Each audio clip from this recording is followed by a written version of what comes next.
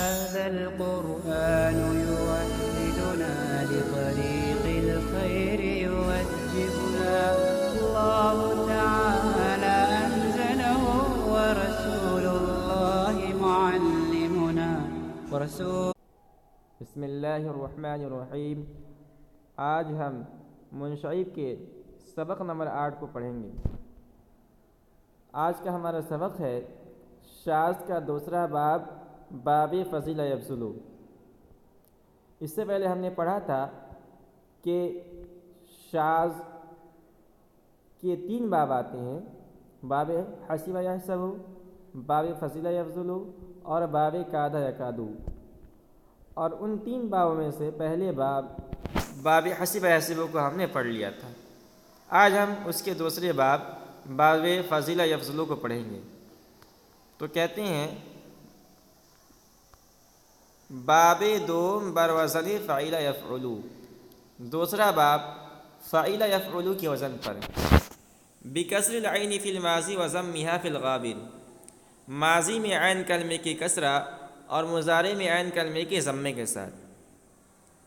تو یہ ماضی ہے، دیکھیے اس کے اندر عین کلمہ مکسور ہے اور یہ مضارع اس میں عین کلمہ مضموم ہے۔ اب آگے ایک نوٹ بیان کر رہے ہیں، کہنے کہ بدا کے صحیح عظیم باب جز فضیلہ یفضلو دیگر نیامدہ است۔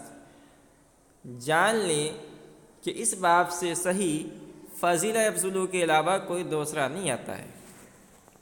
ہم نے کل پڑھا تھا اور ہم نے آپ کو بتایا تھا کہ صحیح کسے کہتے ہیں۔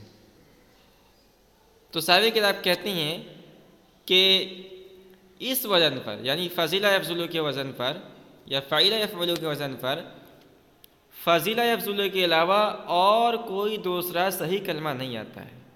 معطل آ سکتا ہے، مضاف آ سکتا ہے، محموز آ سکتا ہے، لیکن صحیح صرف فضیلہ یفضلو آتا ہے اس وزن پر۔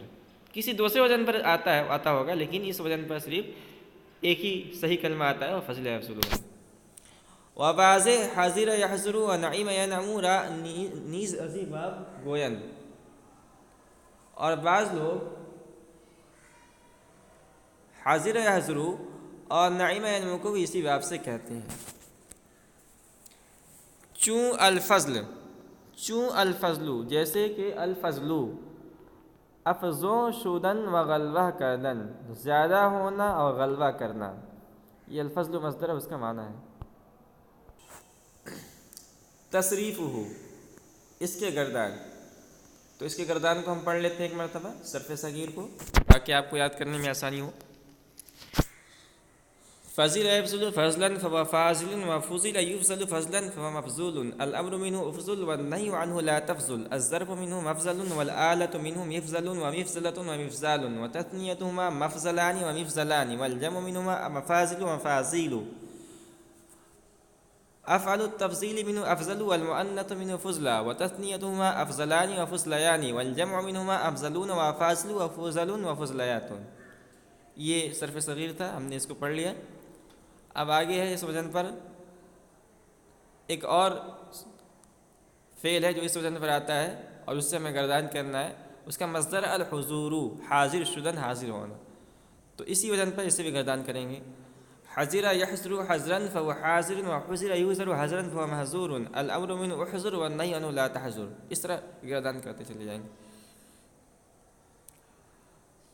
تو یہ ہمارا آج کا سبق پورا ہوا، شاذ کا دوسرا باب، اور کل ہم شاذ کے تیسرے باب کو پڑھیں گے اور اسی بحث پر یہ ثلاثی مجرد کی بحث پوری ہو جائے گی اور اس کے بعد ثلاثی مزید فی کی بحث شروع ہوگی۔ تو کل ہم انشاءاللہ شاذ کا تیسرا اور آخری باب پڑھیں گے